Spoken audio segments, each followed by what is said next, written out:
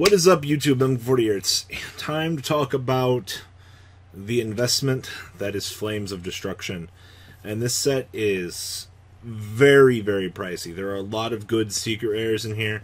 And a lot of expensive stuff right out of the floodgate. So, looking at our friends from the previous set, Isolde being $7, Saruja being $50, Metalfoes Electromite settling down from, oh god, what were they at? 50, 60?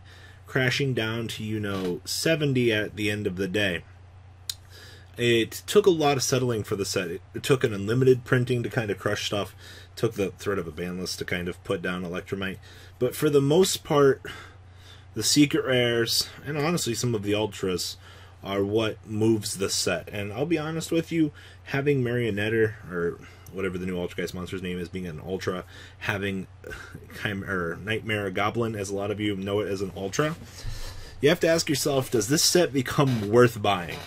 And I'll be honest with you, the fact that they really did this to a lot of these secret rares, absolutely amazing. So we're going to be looking at the set. Mickey hasn't updated as of me making this video, so we're going to do this the old-fashioned way, with actual effects and whatnot. So first off, one good secret rare, one bad secret rare. This is one of your TCG exclusives. This is what? Super Buddy Force.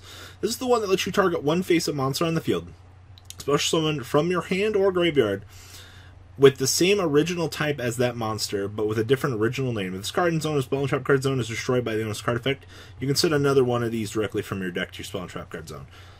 Not a big fan of this. This is going to be your dud secret rare in the set. This will be the one I want to give it to Konami. I wish they would have done better for this, being an exclusive, but they failed me. And then on the flip side of the table over here, you have Griffin. Griffin's the one that negates those, or affects the monsters that aren't co-linked. And it's also the one that allows you to set. This card is incredibly powerful. I'm seeing this. I've been saying anywhere from a $30 to $40 price tag. I'm going to stick with my gut on that and continue to hold that. Because honestly, it's a one-of, but just because it's a one-of, like Saruja, doesn't mean that it's not going to be worth money. All of the Nightmare cards, except for the Supers, will have some sort of value. Absolutely no doubt in my mind. So there's that. Number 2. Destroymare Ibly, Trisbania, and the Vampire Sucker. Well, first off, Trisbania is an okay card. This thing is not bad whatsoever. I really like this as a generic Link 3, being able to destroy back row. It's phenomenal. Will it be worth X amount of money? Very, very, very possibly. I could see this sitting at the $20 mark. Ibly, on the other hand, over here, I could see these also hitting $20. This is another one-of that if you're playing any sort of Destroymare or Nightmare deck in general, you have to play this. The ability for this to junk, synchron, revive any one monster. In addition, that's my favorite part, when it goes to the graveyard, you get to give it to your opponent and they have to link with it. Yay! But it's a powerhouse for what it is in the community, for what we've seen this be very beautiful as part of the combo. I could definitely see 25 though.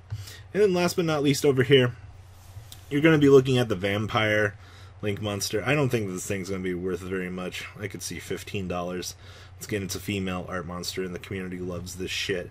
I personally wouldn't be paying more than 10 for it, but that's just me. Moving on along here. This is going to be your big fucking one in this set. And I'm shocked by them making this a secret. I need to drink some water because that's how bad this is. You have 2 very good mediocre secrets. You have almost a Saruja clone in this set. And then you have this. This is a fucking 3-of pretty much. This is the effect failure that you can activate from your hand. That also does column stuff. One of the most insane cards in the game to date, honestly. And with this being a secret, you're looking at $50 a piece at the bare minimum. I could see these touching 60. And it horrifies me to say that because even these are still sitting at anywhere from 55 to 65. Depends on the week. Sometimes you might not ever see them at 55, but you're looking at 60 plus on this. This is one of the most expensive cards in the set, and it really saddens me that we haven't evenly matched. And you've already pissing around with very expensive Link monsters. It's almost kind of worth it to buy a box at this point and take the gamble. I'm saying that sarcastically, but somebody's going to have that mentality and they're going to roll with it, and they're going to get rewarded. Especially if you're getting 2 secrets a box, you could very well pull this and Griffin. That's probably your most optimal scenario. This and Unicorn, I think. But very pricey. Very, very $60. Much wow, such excite, such holy crap. Gonna be poor after this. Ghost of Bella and the Haunted Mansion. Who didn't see this coming? This card... Okay, so... First thing I need to say here is, number 1... I don't think this is going to see a lot of play, but that doesn't mean that I don't think that she's not going to hold a $20 to $25 price tag. She is a hand trap, and we've seen with the hype between hand traps, it's going to take probably a core reprint set for this to get pushed down below the $15 mark. Ghost Reaper's another one of those that was kind of floating in the void for a little bit. This will definitely be the cheapest of the sisters, before or post reprint, I think. What is it? Ghost Reaper's like, what, $48 right now? Get this thing some time to get reprinted. The value is going to crash on it. As much as I want to see these be cheaper than $25 out of the floodgate, I don't think it's going to happen. Should you be paying $25 on them? No. Nothing in the current format is playing this. This is just one of those. It exists. We'll be happy to have this in a couple of formats, I'll be honest with you. But for the most part, whew, no thanks. And this was the last one. This was the kicker. Not only do you get Ibly and Griffin, you also get Unicorn as your big ol' secret rare. Not only do you have Infinite Transients, Griffin, Ibly, Trisbania, these secret rares, basically if it was a good card in the set, it's a secret rare. And here we have it, fucking lo and behold, the last one is a secret rare. And this is absolutely mind-boggling. I honestly see this being $35. This card is so damn good, being a fucking basic generic Link 3. That's the thing that makes these things so good. Haha, I'm generic. Haha, I'm generic. And this thing also gets you, what, additional draws for the co-linked during a draw phase. This card's nuts. Fucking love this thing. Wish it would have been an Ultra, though, but what are you gonna do? So, all your secrets with money, basically. Your dud secret rare will be Super Team Buddy Force. What else is going on in this set? I'll be completely honest with you, I'm extremely disappointed.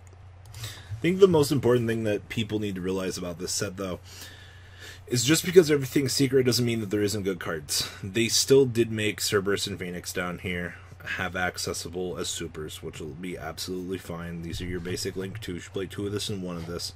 So they didn't do a lot of damage to a lot of that, which is absolutely fine in my opinion.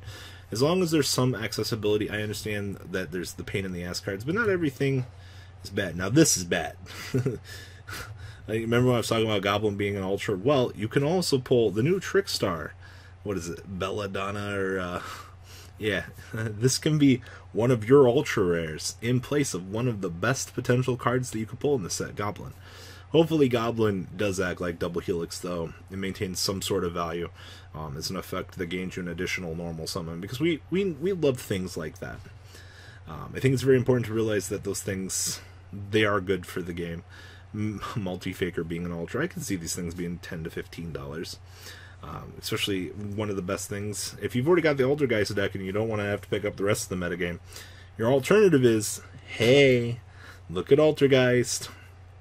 You do have the ability to mess around with something for a little bit of fun, and you know, in terms of cheap and budgetable, this won't wreck your butthole. I think it's one of the important things I'm trying to say in regards to that. And then remember, Mermaid is also a rare. At least they were nice and gave us Light of Sekka as a rare. I mean, can't be that bad, am I right, guys? Then the last semi-interesting thing. You guys also have to remember that very good card. You guys know which one I'm talking about? Red Rebooto? Yeah.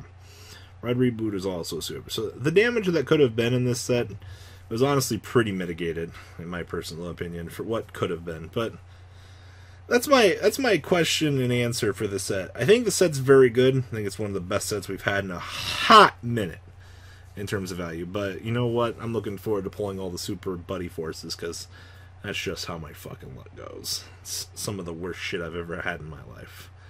But what do you guys think? You think the set's worth buying? Think Flames of Destruction is worth it? Very good secret rares are one of the best things for me, and Raid Reboot is another one of those excellent cards. Tell me what you guys think down below in the comment section. I think it almost might be worth it to buy a box of this set. Yeah, right. Alright, guys. The ride never ends, guys. Make sure you enable those notifications to get the latest videos that are being posted on this channel. Make sure you guys check out VanCole40 for my Cardfight Vanguard channel. And join me and House of Champions on the Zodiac Duelist TV Twitch stream. I will be interacting with our audiences.